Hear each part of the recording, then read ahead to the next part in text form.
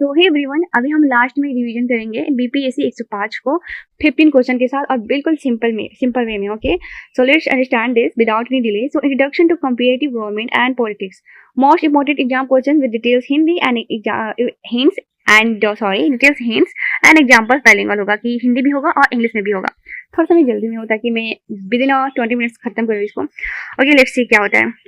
So for the first question is, what is comparative government? Explain its nature and scope. तुलनात्मक सरकार क्या है, इसकी प्रकृति एवं क्षेत्र का वर्णन कीजिए।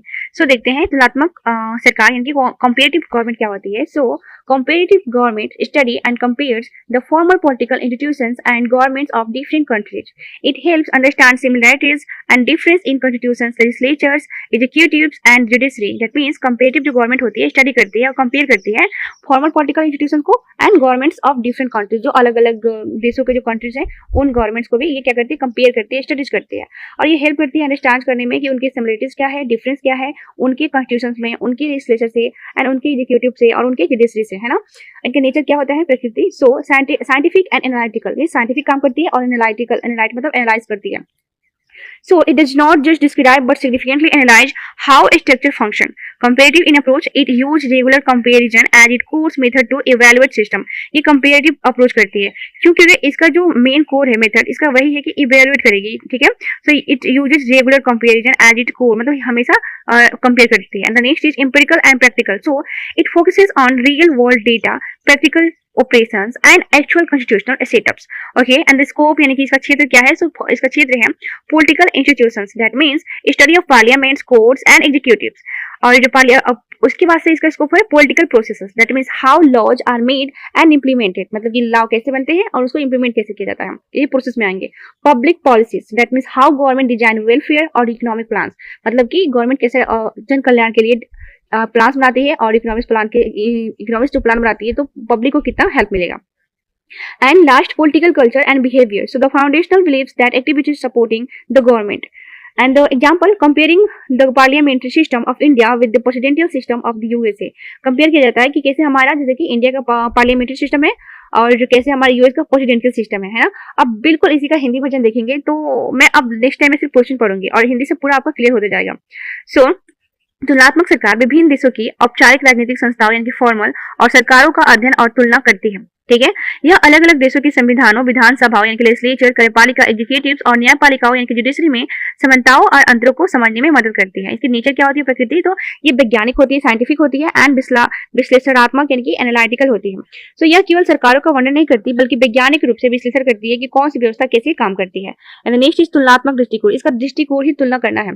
प्रणालियों का मूल्यांकन करने में, प्रणालियों जो जितने सारे सिस्टम्स होते हैं उनके मूल्यांकन करती है, इवेल्युएट करने के लिए यह तुलना को ही अपना मुख्य आधार बनाती है कि हमको तुलना ही करना है। एंड नेक्स्ट चीज अनुभवात्मक और व्यवहारिक, यह काल्पनिक बातों के बजाय वास्तविक दुनिया के डेटा, व्यवहारिक कामकाज और वास्तविक संवैधानिक ढांचे पर ध्यान केंद्रित करती है। और इसकी स्कोप क्या है, क्षेत्र राजनीतिक संस्थाएं, संसद, न्यायालय और कार्यपालिका का विस्तृत अध्ययन किसमें करती है, इंस्टीट्यूशंस में, संस्थाएं में। और प्रोसेस क्या है, राजनीतिक प्रक्रियाएं, तो कानून कैसे बनाए जाते हैं और उन्हें कैसे लागू किए जाते हैं, यानी कि जुडिशरी का बात कर रही है और जो इम्प्लीमेंट का बात करा जा रहा है किसमें, प्रक्रियाएं में।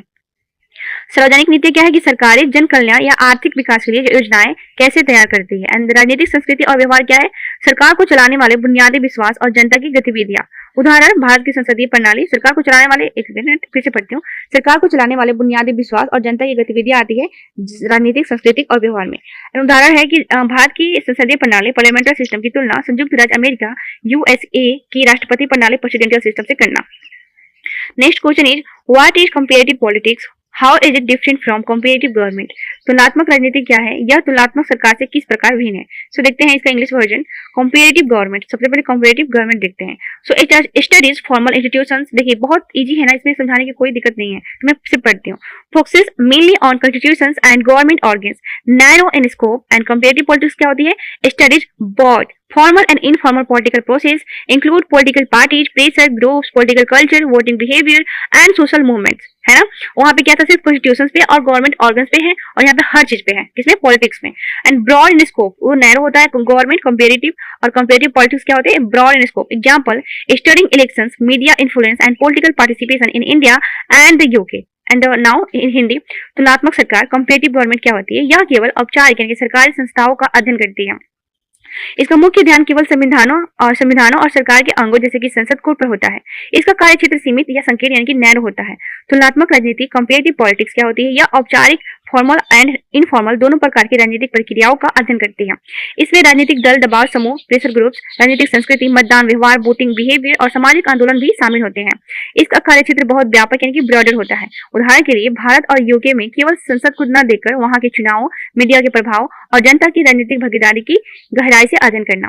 नेक्स्ट क्वेश्चन है distinguish between comparative government and comparative politics. अंतर बताना है कि कंपेरेटिव गवर्नमेंट और कंपेरेटिव पॉलिटिक्स क्या है। तो इसमें देखते हैं ऐसे करके, तो देखेंगे यहाँ पे comparative government and comparative politics. So government में बात करेंगे तो studies government institutions and politics में बात करेंगे तो studies the entire political system. Government में बात करें तो नैरो अप्रोच, पॉलिटिक्स में बात करें तो ब्रॉड अप्रोच। गवर्नमेंट में बात करें तो फोकस ऑन कॉन्स्टिट्यूशंस, पॉलिटिक्स में बात करें तो focus on behaviour and institutions. Government में बात करें तो traditionally in nature and politics में बात करें तो मॉडर्न इन नेचर। ये ट्रेडिशनल होता है यानी कि जो फॉलो किया जा रहा है उसी को फॉलो करेगा, लेकिन ये पॉलिटिक्स जो होते हैं मॉडर्न होते हैं, डे बाय डे अपडेटेड किए जाते हैं। और हिंदी वर्जन होगा, हिंदी वर्जन पढ़ो और लेट्स पढ़ लेते हैं। तो हमारा जो सरकार होती है गवर्नमेंट कंपेरेटिव सरकार, यह केवल सरकारी संस्थाओं का अध्ययन करती है और ये जो है राजनीतिक पॉलिटिक्स, ये संपूर्ण राजनीतिक व्यवस्था होल पॉलिटिकल सिस्टम का अध्ययन करती है। जो हमारा सरकार होती है इनका दृष्टिकोण संकीर्ण और सीमित होता है, और जो राजनीतिक होती है इनका दृष्टिकोण व्यापक और बड़ा होता है, broad and big. Okay, broad approach होता है। इनका जो होता है सरकार का मुख्य ध्यान संविधानों और कानूनों पर होता है, और जो राजनीतिक होते हैं इनका ध्यान मानवीय व्यवहार, प्रक्रियाओं और संस्थाओं दोनों पर होता है। ये जो होते हैं हमारे सरकार ट्रेडिशनल होते हैं, पारंपरिक होते हैं अवधारणा, और इनकी अवधारणा मॉडर्न होती है, वैज्ञानिक अवधारणा होती है। तो देखिए पॉलिटिक्स हमारा यहाँ पे बेस्ट है, गवर्नमेंट यहाँ पे बेस्ट उतना नहीं माना जाएगा, है ना, ऐसे दिमाग में फिट करिए। Next question is explain the meaning and importance of comparative politics. कह रहा है कि कंपेरेटिव पॉलिटिक्स का इंपॉर्टेंस बताइए और इसका मीनिंग बताइए। तो इसका मीनिंग होगा कि comparative politics is a field in political science characterized by an empirical approach based on the comparative method to study political system, behavior and institutions. Importance: helps understand different political system, provides deep insight into how different countries rule, improves policy making. Governments can study successful foreign models to implement better laws at home, promotes democratic values, evaluates the success of human rights and freedoms across boundaries, explain political stability and change, analyze why some regimes crash while others survive, help solve international problems, assist in understanding global political trends. Example: comparing healthcare or digital governance policies of different countries to improve domestic governance. Hindi में देखेंगे तुलनात्मक राजनीति राजनीतिक विज्ञान का ऐसा क्षेत्र है जो तुलनात्मक पद्धति के माध्यम से दुनिया भर की राजनीतिक व्यवस्थाओं, मानवीय व्यवहारों और संस्थाओं को तथ्यों के आधार पर अध्ययन करता है, यानी कि डेटा पे। इनका महत्व है कि ये विभिन्न राजनीतिक प्रणालियों को समझने में मददगार होते हैं। यह गहराई से समझने में मदद करता है कि अलग अलग देशों में शासन कैसे चलाए जाते हैं। एंड नेक्स्ट, नीति निर्माण सुधार। सरकारें अपने देश में बेहतर कानून लागू करने के लिए दूसरे देशों के सफल मॉडलों का अध्ययन कर सकती हैं। नेक्स्ट, लोकतांत्रिक मूल्यों को बढ़ावा देना। यह दुनिया भर में मानव अधिकारों और स्वतंत्रताओं की सफलता का मूल्यांकन करती है। नेक्स्ट इज राजनीतिक स्थिरता और परिवर्तन की व्याख्या। यह विश्लेषण करती है कि कुछ सरकारें क्यों गिर जाती हैं जबकि अन्य लंबे समय तक स्थिर रहती हैं, स्थिरता में, है ना। एंड अंतर्राष्ट्रीय समस्याओं को सुलझाने में सहायक। यह वैश्विक राजनीतिक प्रवृत्तियों को समझने में मदद करती है। और उदाहरण होगा कि अपने देश के शासन में सुधार के लिए विभिन्न देशों की स्वस्थ नीतियों या डिजिटल गवर्नेंस मॉडल की तुलना करना। नेक्स्ट क्वेश्चन है हमारा discuss the traditional and modern approaches to comparative politics. तुलनात्मक राजनीति के पारंपरिक और आधुनिक दृष्टिकोण की चर्चा कीजिए। सो ट्रेडिशनल अप्रोच देखते हैं। Focus on constitutions, highly structure and institutional, descriptive, focus on describing the laws rather than analyzing action, legal and institutional, limits itself to formal legal documents and official setups। देखिए focus करता है हमारा जो traditional होता है कि highly structural और institutional होना चाहिए, और डिस्क्रिप्टिव में ये फोकस करता है कि डिस्क्राइब द लॉज को डिस्क्राइब करता है रेदर देन एनालाइजिंग एक्शन, और ये एक्शन को एनालाइज नहीं करता है, इम्प्लीमेंट नहीं करता है। और इसका लीगल इंस्टीट्यूशन क्या होता है, legal and institutional, so limits itself to formal legal documents and official setup. ये अपने आप को फॉर्मल रूप में ही रखता है with the legal documents and official setup, इसके बाहर ही नहीं दिखता है। और मॉडर्न अप्रोच क्या हो जाएगा इसका, सो बिहेवियर यानी focus on real action. Behaviour में क्या होगा, real action of politician, voters and groups, किसी भी ग्रुप्स और पॉलिटिशियन का रियल एक्शन कितना काम कर रहे हैं फोकस किया जाता है। साइंटिफिक होता है यानी use analytical models and political framework analyse. Data based होते हैं यानी कि relies heavily on survey data, metrics and empirical evidence. और इनका जो होता है इंक्लूसिव होता है यानी कि जुड़ा होता है, इंटीग्रेटेड होता है। तो includes political culture, social movement and informal behaviour, मतलब हर चीज इसमें इंक्लूड किया जाता है, इंक्लूसिविटी होता है। Example, earlier tradition scholar studies only the written powers of parliament, while modern scholars are study voter behaviour and social media influence on election. जो पहले के स्कॉलर्स होते हैं, जो विद्यार्थी होते थे, ज्ञानी होते थे, वो क्या करते थे, सिर्फ पढ़ते थे power of parliament written form में। अब के लोग क्या करते हैं, स्कॉलर्स स्टडी करते हैं वोटर बिहेवियर को, कि कैसे कौन चीज एक्शन में आ रही है, कौन सा पॉलिटिशियन क्या एक्शन कर रहा है, वोटर्स क्या होते हैं, ग्रुप्स में कौन से बेटे, कौन से लोग क्या बातें कर रहे हैं, और सोशल मीडिया का जो इन्फ्लुएंस होता है इलेक्शन पे, उसका प्रभाव क्या है, ये सब पढ़ा जाता है नाउ। ओके, और हिंदी में लिखते हैं कि पारंपरिक दृष्टिकोण यानी कि ट्रेडिशनल अप्रोच क्या है, तो ये संविधानों पर ध्यान है कि यह अत्यधिक संस्थात्मक और संस्थागत था। डिस्क्रिप्टिव यानी कि वर्णनात्मक यह प्रक्रियाओं का विश्लेषण करने के बजाय केवल कानूनों का विवरण लिखने पर ध्यान केंद्रित करता था। कानूनी और संस्थागत यह खुद को केवल सरकारी दस्तावेजों, औपचारिक कानूनों और आधिकारिक ढांचों तक ही सीमित रखता था। इसका आधुनिक दृष्टिकोण यानी कि मॉडर्न अप्रोच क्या था, तो व्यवहारवादी यानी कि बिहेवियर था मॉडर्न अप्रोच में। यह नेताओं, मध्यताओं और समूहों के वास्तविक कामकाज और व्यवहार पर ध्यान केंद्रित करता है। वैज्ञानिक यह राजनीतिक प्रणालियों को समझने के लिए वैज्ञानिक और विश्लेषणात्मक मॉडल का प्रयोग करता है। डेटा आधारित यह सर्वेक्षण डेटा, सांख्यिकी और वास्तविक सबूतों पर बहुत अधिक निर्भर करता है। नाउ समावेशी ये क्या होता है, इंक्लूसिव होता है, समावेशी होता है। इसमें राजनीतिक संस्कृति, सामाजिक आंदोलनों और अनौपचारिक व्यवहारों को भी शामिल किया जाता है। उदाहरण, पहले के पारंपरिक विद्वान थे, ज्ञानी थे, केवल संसद की लिखित शक्तियों का अध्ययन करते थे, जबकि आधुनिक विद्वान यह भी अध्ययन करते हैं कि सोशल मीडिया चुनाव में मतदाताओं के व्यवहार को कैसे इन्फ्लुएंस करते हैं, प्रभावित करते हैं। Now let's talk about explain the behavioral approach in comparative politics. तुलनात्मक राजनीति के व्यवहारवादी दृष्टिकोण की व्याख्या कीजिए। So features होगा scientific study, rejects pure philosophical theories and shift focus toward scientific rigor, and based on observation and data, relies on variables facts rather than personal assumptions, and studies human political behavior, analyze why individuals voters means leaders act the way they do in a politics, and uses tools, incorporates surveys, statistical tools and field interviews. Advantage क्या है इनका, सो objective analysis keeps the study free from personal bias or emotional opinions. Better prediction helps predict voting behavior and election results accurately. And practical application में होगा कि highly useful for political strategists and policy making. Example, election opinion polls, exit polls and voting patterns analyzed based on caste, class और age. क्या हो गया, हमारा advantage हो गया कि बेटर प्रिडिक्शन करते हैं, प्रैक्टिकल एप्लीकेशन होते हैं और ऑब्जेक्टिव एनालिसिस करते हैं। और फॉर एग्जांपल पढ़े थे ना, यस। अब हिंदी में देखते हैं कि विशेषताएं की फीचर्स क्या होती है। तो वैज्ञानिक अध्ययन यह शुद्ध दार्शनिक सिद्धांतों को खारिज करता है और राजनीति को विज्ञान की तरह सटीक बनाने पर जोर देता है। कौन, कंपेरेटिव और अवलोकन और डेटा पर आधारित होता है, यानी कि यह व्यक्तिगत अनुमानों के बजाय पारंपरिक और जांची जा सकने वाले तथ्यों पर निर्भर करता है। नेक्स्ट, मानव राजनीतिक व्यवहार का अध्ययन यह विश्लेषण करता है कि राजनीतिक में व्यक्ति यानी कि जैसे मतदाता या नेता किसी विशेष तरीके से क्यों काम करते हैं। एंड नेक्स्ट चीज, आधुनिक उपकरणों का उपयोग करता है। इसमें सर्वेक्षण यानी कि सर्वे, सांख्यिकी उपकरण यानी कि स्टैटिस्टिकल टूल्स और जमीनी इंटरव्यू शामिल होते हैं। इसके एडवांटेज क्या है, तो निष्पक्ष विश्लेषण, ऑब्जेक्टिव एनालिसिस, यह अध्ययन को व्यक्तिगत पूर्वाग्रह या भावनात्मक विचारों से दूर रखता है। बेहतर पूर्वानुमान, यह मतदान के व्यवहार और चुनाव परिणामों की सटीक भविष्यवाणी यानी कि क्या बोलते हैं इसको, फोरकास्ट करने में मदद करता है। व्यवहारिक अनुप्रयोग, यह रणनीतिकारों और नीति निर्माताओं के लिए अत्यधिक उपयोगी है। उदाहरण, चुनाव के दौरान ओपिनियन पोल, एग्जिट पोल और जाति, वर्ग या उम्र के आधार पर वोटिंग पैटर्न का विश्लेषण करना। Next question is what is political culture, explain it's type. Political culture के बारे में देखेंगे।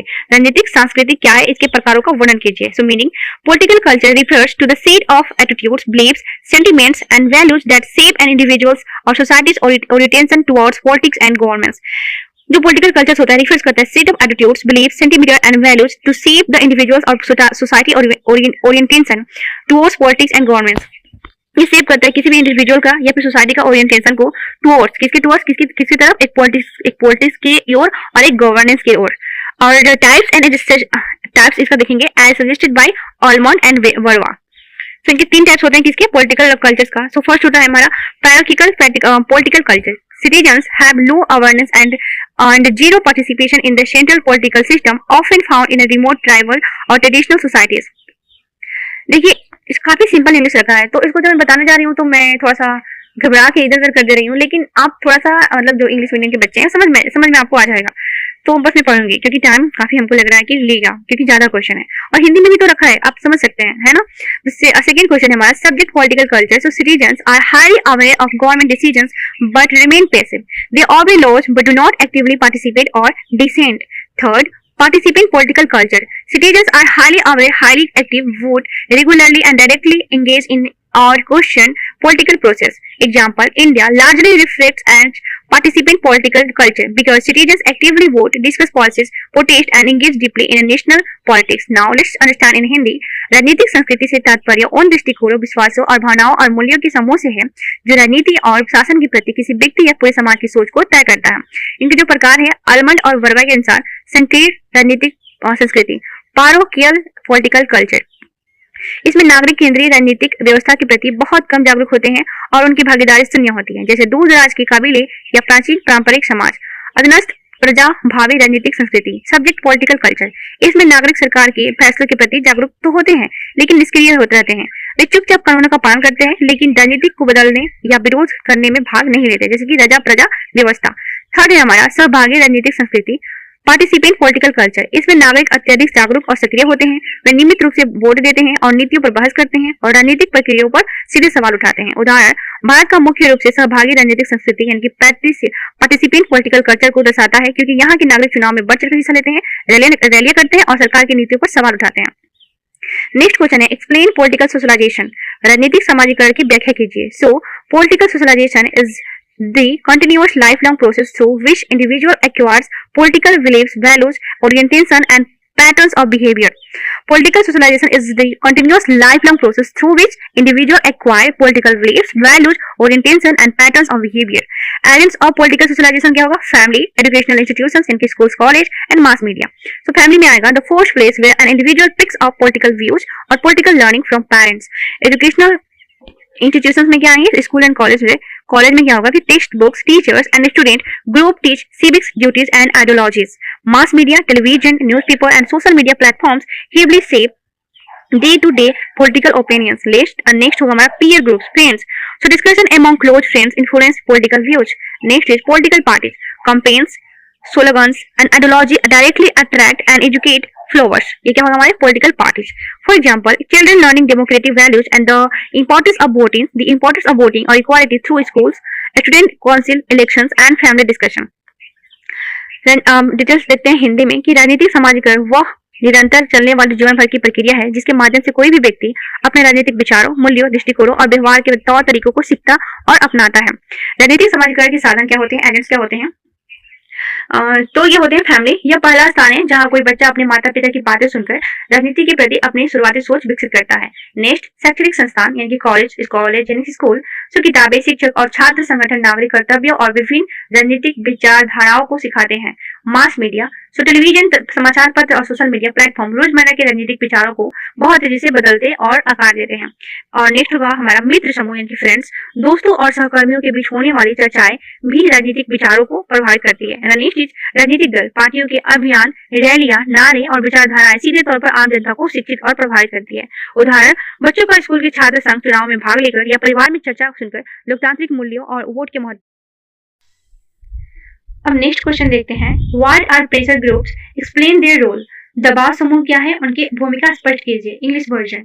सो pressure groups are organised collection of individuals who seek to influence government decisions, legislation and public policy to protect their specific interest without contesting elections or aiming to capture state power directly. Functions and role क्या होंगे? Protest interested. They safeguard the economic, social or professional interest of their members. Influence policies क्या होंगे? So they put pressure on lawmakers through lobbying, petitions and protest to change law. Create awareness. They educate the general public and media about a specific issue. Represent citizens. They act as a bridge between the ruling elite and the common workforce. Example, trade unions like CITU, INTUC, business bodies like FICCI and farmers organizations like Samyukta Kisan Morcha demanding structural policy changes. Hindi में देखते हैं दबाव समूह यानी कि pressure groups ऐसे लोगों का संगठित समूह होते हैं जो चुनाव लड़े बिना या सीधे तौर पर सरकारी सत्ता हथियाने की इच्छा रखे बिना अपने विशिष्ट हितों की रक्षा के लिए सरकार के फैसलों, कानूनों और सार्वजनिक नीतियों को प्रभावित करने का प्रयास करते हैं। इनका कार्य और जो भूमिका क्या होती है प्रेशर ग्रुप्स के, तो हितों की रक्षा करना। ये अपने सदस्यों के आर्थिक, सामाजिक या व्यवसायिक हितों की रक्षा करते हैं। नीतियों को प्रभावित करना, ये लॉबिंग यानी कि लॉबिंग करते हैं, याचिकाओं और शांतिपूर्ण प्रदर्शनों के माध्यम से नीति निर्माताओं पर कानून बदलने का दबाव बनाते हैं। नेक्स्ट, जागरूकता पैदा करना। ये विशिष्ट मुद्दों यानी कि जैसे पर्यावरण या मजदूरी पर आम जनता और मीडिया को जागरूक करते हैं। नेक्स्ट, नागरिक का प्रतिनिधित्व करते हैं। ये सरकार और आम कामकाजी जनता के बीच एक मजबूत कड़ी या सेतु का काम करते हैं, ब्रिज जो होता है उसका काम करते हैं। उदाहरण, व्यापारिक संघ जैसे कि मजदूर संगठन, व्यवसायिक संगठन जैसे कि FICCI और किसान संगठन जैसे कि संयुक्त किसान मोर्चा, जो सरकार से अपनी मांगे मनवाने के लिए शांतिपूर्ण आंदोलन करते हैं। Now let's talk about explain political development. राजनीतिक विकास की व्याख्या कीजिए। राजनीतिक विकास क्या होता है? So political development is a concept that denotes growth, modernization and structural difference within the political system, leading to enhanced capacity, efficiency and democratic participation. Characteristics as outlined by Lucian Pye. इनके characteristics यानी कि चरित्र यानी कि चरण क्या है? तो फर्स्ट है हमारा equality, growing participation by all citizens and equal application of laws. Capacity क्या होती है? Means the increase ability of the government to manage public affairs and executive law effectively.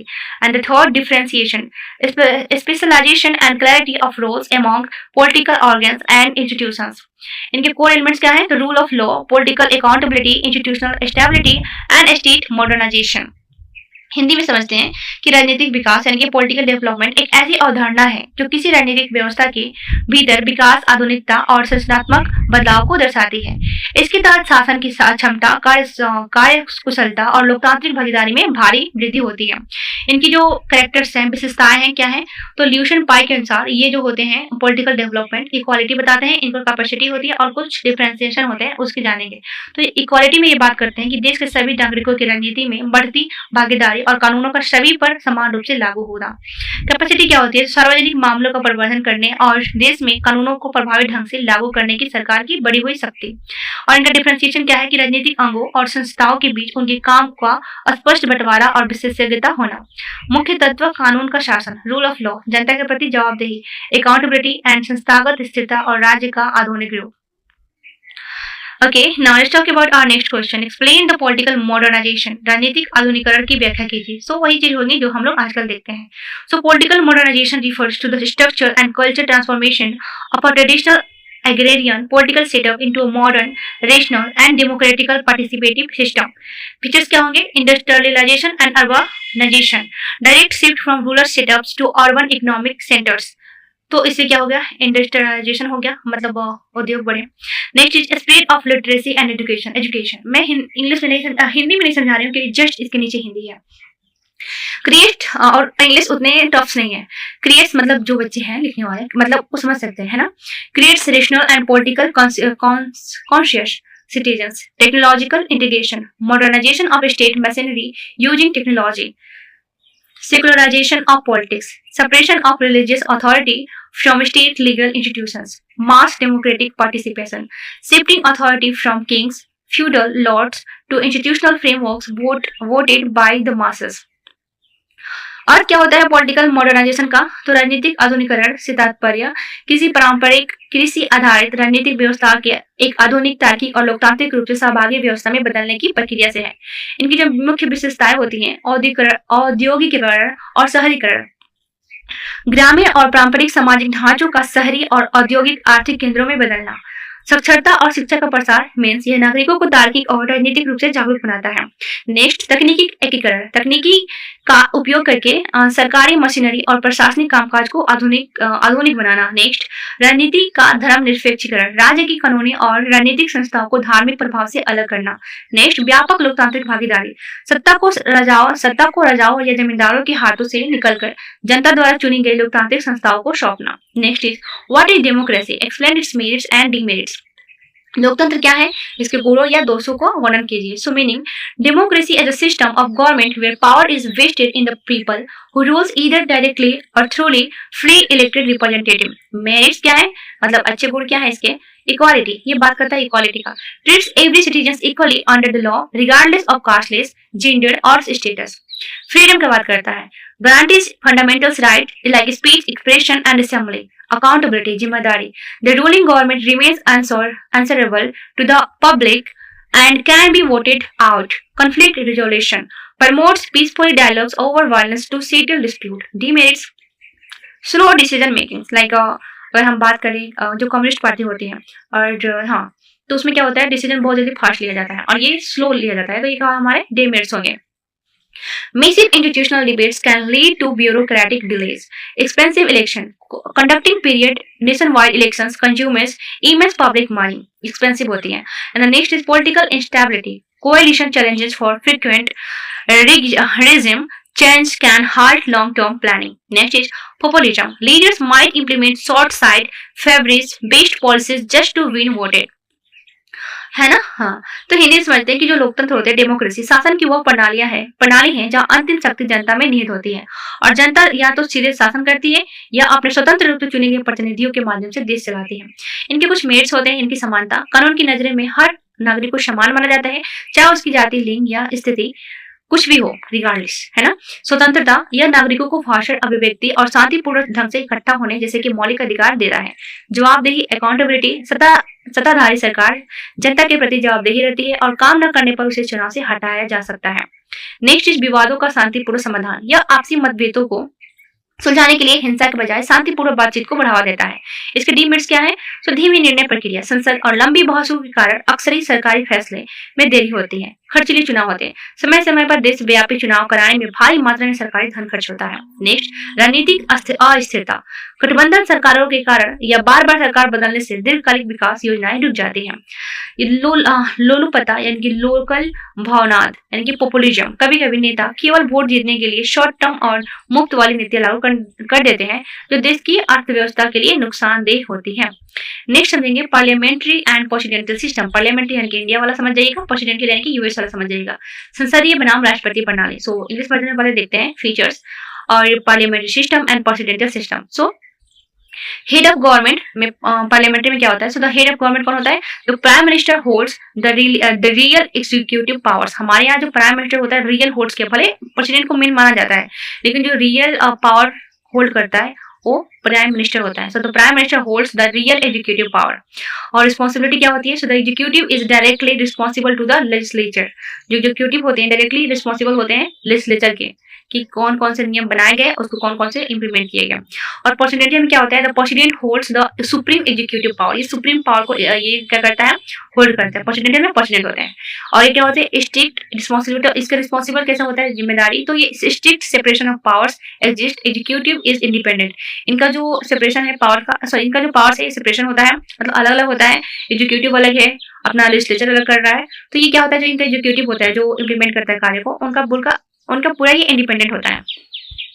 और स्टेबिलिटी पढ़ते हैं, है ना. स्टेबिलिटी में क्या होता है कि less stable. Government can fall via a and no confidence motion. जब नो कॉन्फिडेंस यानी कि कोई भी मतलब बोल दिए, मतलब होता है ना कि एक टाइम वोट अगर किसी को नहीं मिलता है यानी कि नो कॉन्फिडेंस मोशन, तो इनको फॉल हो सकते हैं. इनका गवर्नमेंट लेस स्टेबल है, बहुत जल्दी हार जाएंगे.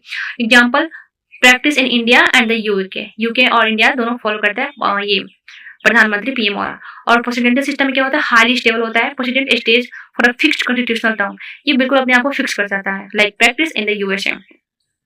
हिंदी में समझ लेते हैं, अच्छे समझ में आ जाएगा. अच्छा, ओके. तो देखते हैं कि सरकार का प्रमुख पार्लियामेंट्री संसदीय प्रणाली. प्रधानमंत्री के पास वास्तविक कार्यकारी शक्तियां होती है. कार्यपालिका यानी कि सरकार सीधे तौर पर विधायिका यानी संसद के प्रति जवाबदेही होते हैं. ओके. एंड अच्छा, सरकार जो सीधे तौर पे विधायक यानी संसद के प्रति जवाबदेह होते हैं. ओके. स्थिरता, यह कम स्थिर होती है. अविश्वास प्रस्ताव यानी कि नो कॉन्फिडेंस पास होने से सरकार गिर सकती है. भारत और यूनाइटेड किंगडम यूके इसका पालन करते हैं, प्रैक्टिस करते हैं. ठीक है. एंड राष्ट्रपति प्रणाली में क्या है कि राष्ट्रपति के पास ही सर्वोच्च कार्यकारी शक्तियां होती है, एग्जीक्यूटिव पावर्स होते हैं. शक्तियों का पूर्ण पृथक्करण यानी कि सेपरेशन ऑफ पावर होता है. कार्यपालिका स्वतंत्र होती है इनमें और यह अत्यधिक स्थिर होती है. राष्ट्रपति को उनके निश्चित कार्यकाल से पहले आसानी से नहीं हटाया जा सकता है. संयुक्त राज्य अमेरिका यूएसए इसका पालन करता है यानी कि प्रैक्टिस करता है. Let's talk about unitary versus federal system. तो वही यूनिटरी हमारा इंडिया हो जाएगा, फेडरल में हमारा वही सब यूएसए आ जाएगा. तो देखते हैं एकात्मक बनाम और संघीय सरकार. सो फीचर्स देखेंगे.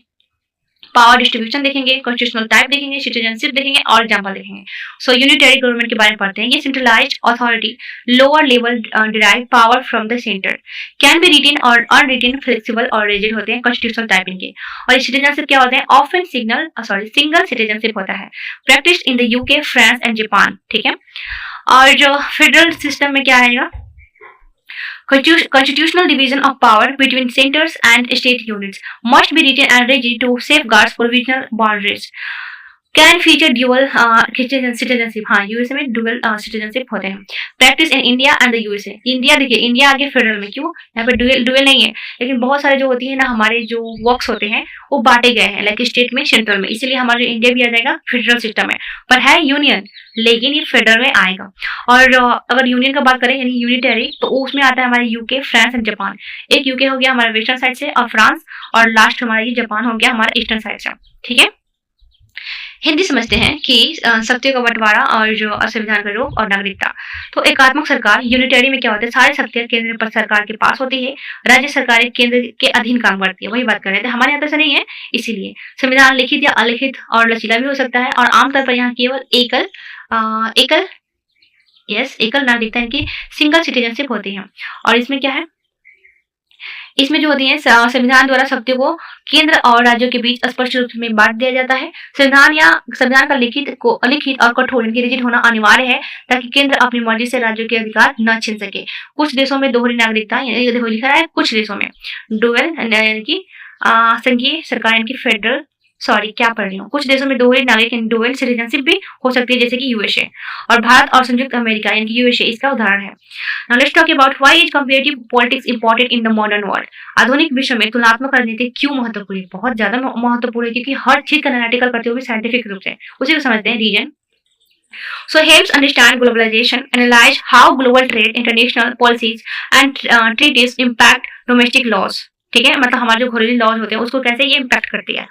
Improves governance, provides models of zero corruption, ease of living, मतलब आसानी बनाती है, and efficiency from around the world. And next, encourage policy innovation, allows nations to safely adopt best practices without reinventing them from scratch, strengthens democracy, investigates threats to human rights, rising authoritarianism and civil movements globally, promotes international cooperation, deepens mutual respect and shared understanding between nations, and by analyzing their specific historical setups. Example, countries worldwide studying and adopting digital governance models from Estonia or world-class public health practices from successful nations during global crisis. Hindi में लिखते हैं इसका हिंदी रूपांतरण। कारण क्या है? इनका जो होता है वैश्वीकरण यानी कि ग्लोबलाइजेशन को समझने में मदद करता है। यह विश्लेषण करती है कि वैश्विक व्यापार, अंतर्राष्ट्रीय नीतियां और संधियां किसी देश के घरेलू कानूनों को कैसे प्रभावित करती हैं। दूसरा होता है हमारा सुशासन यानी कि गवर्नेंस में सुधार। यह दुनिया भर के भ्रष्टाचार मुक्त शासन, ईज ऑफ लिविंग और प्रशासनिक कार्यकुशलता की बेहतरीन मॉडल प्रदान करती है। नीतिगत नवाचार, पॉलिसी इनोवेशन को बढ़ावा। यह देशों को बिना नए सिरे से मेहनत किए दुनिया की सर्वश्रेष्ठ नीतियों और पद्धतियों को अपने यहाँ सुरक्षित रूप से लागू करने का मौका देती है। लोकतंत्र को मजबूती देना, यह वैश्विक स्तर पर मानव अधिकारों के खतरों, बढ़ते तानाशाही रवैये और नागरिक आंदोलनों पर नजर रखती है और उन्हें सुधारने का तरीका अब बताती है। अंतर्राष्ट्रीय सहयोग को बढ़ावा देना, यह विभिन्न देशों की ऐतिहासिक और राजनीतिक ढांचों का विश्लेषण करके उनके बीच आपसी समझ और सहयोग को गहरा करती है। उदाहरण, दुनिया भर के देशों द्वारा एस्टोनिया से डिजिटल गवर्नेंस मॉडल सीखना या वैश्विक संकटों के दौरान सफल देशों से विश्व स्तरीय सार्वजनिक स्वास्थ्य प्रणालियों को अपनाना। हम लोग एस्टोनिया से ही डिजिटल गवर्नेंस मॉडल सीखते हैं। Okay, all right. ओके, तो हमारा ये 15 क्वेश्चन था जो कि मैंने कवर करने की थोड़ा सा स्पीड में कवर करने की कोशिश किया है, लेकिन अब जब आप इसको नोट्स के थ्रू पढ़ेंगे आई कैन श्योर आप बहुत अच्छा फील करेंगे। So for that no worries कि मैं स्पीड में बोली थी, आप खुद से पढ़िए, खुद से देखिए, सारा क्वेश्चन आपके दिमाग में फिट हो जाएगा, क्योंकि काफी सिंपल इंग्लिश में रखा है with example. Till then bye, be happy and best of luck for your exam. Again till then bye, be happy, be healthy in your life.